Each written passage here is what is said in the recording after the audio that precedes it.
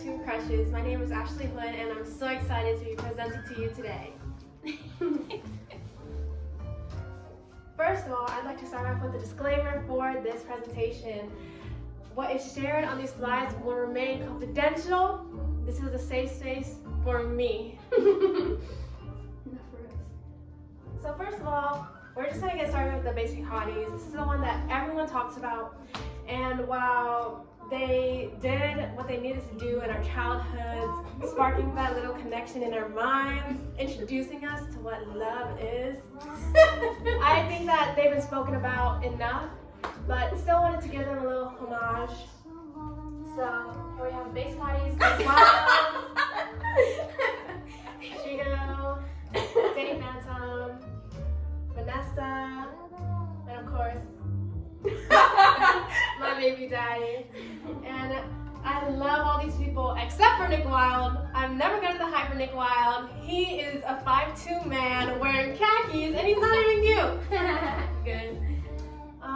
But yeah, look at that. And next I'm gonna talk about my inspiration. Basically, during my Works White Elephant, our icebreaker was childhood cartoon crushes, and I just thought some of my coworkers' answers are so funny. Because if you guys remember, I have a coworker where some of his residents thought that he was a Mormon because of how strict he was.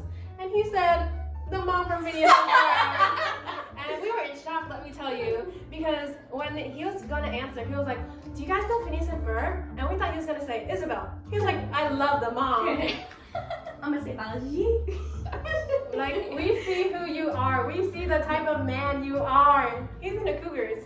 Oh. He's in the Cougars. Next we have Vinegar. And what's crazy was that our supervisor said this. So she was a 15-year-old woman. Oh my God. And I understand.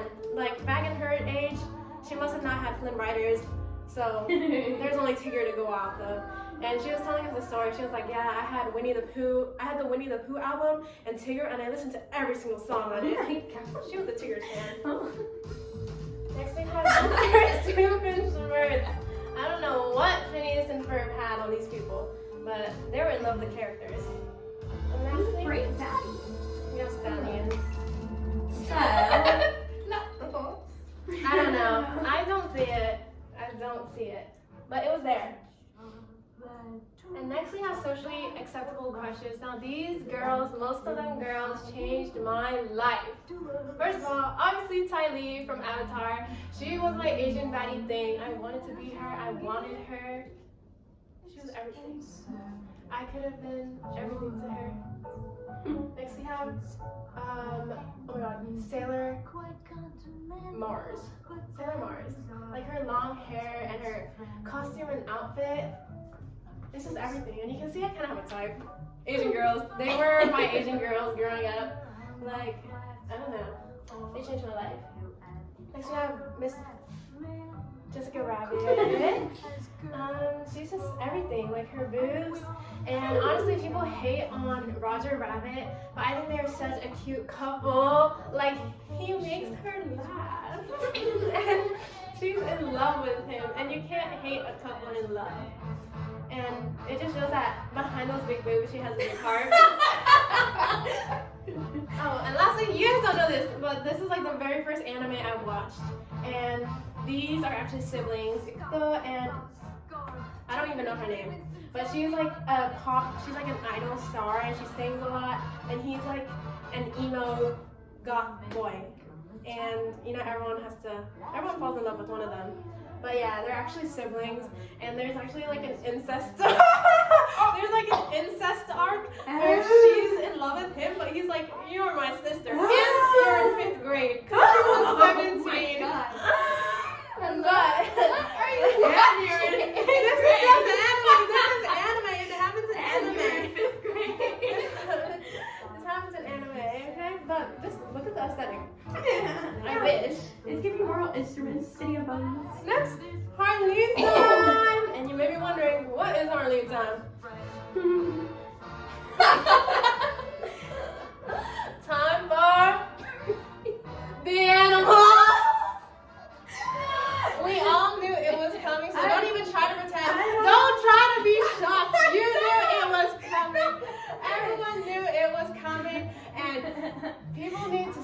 people need to start accepting their urges.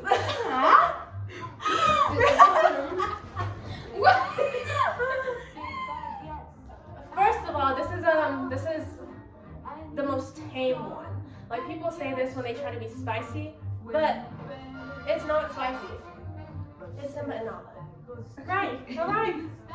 But I wanted to give them first because, specifically the pup versions, because I as a kid was not crushing on the older Simba.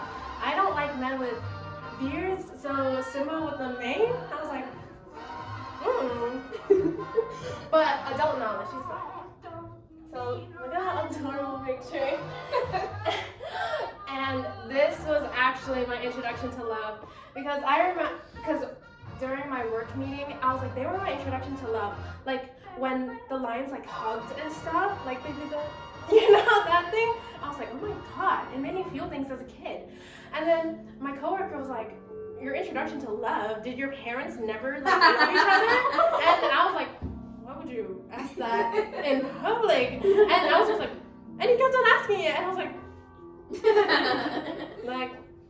obviously not, mind your business. But they're also POC. So they're like an OTP couple, my first OTP couple. Like I saw myself in them. Like they loved each other, they're POC. They're a power couple. Like he's leader of the pack and she's lioness of the pack. She's the baddest one. So there. driver and passenger princess? She's the baddie herself. She's the baddest one on the land. And can you feel the love tonight? Like that? Can you feel the love tonight? That entire scene, that entire song, like it had pheromones. Oh, next we have Bolt. He is a hero. He can protect and attack. And I don't know if you guys remember the movie, but I remember it. Because when he was protecting the cat and the hamster, I was like, whoa, he's a caretaker. And you know I don't like men, but when men do men stuff, I'm like, okay. And I was gonna say something else. Oh, and the fact that he like hated the cat but still protected her.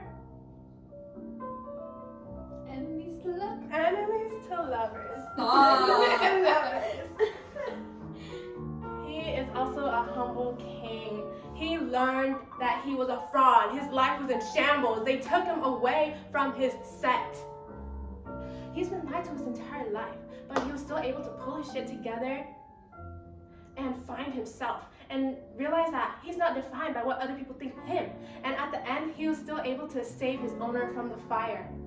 That's a real hero, and that's why I fell in love with him.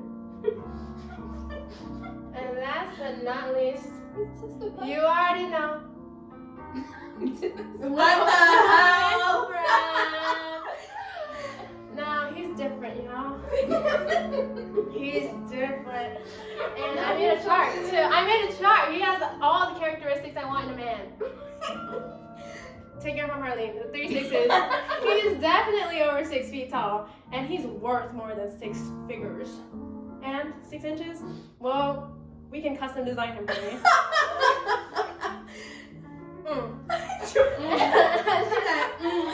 Good build.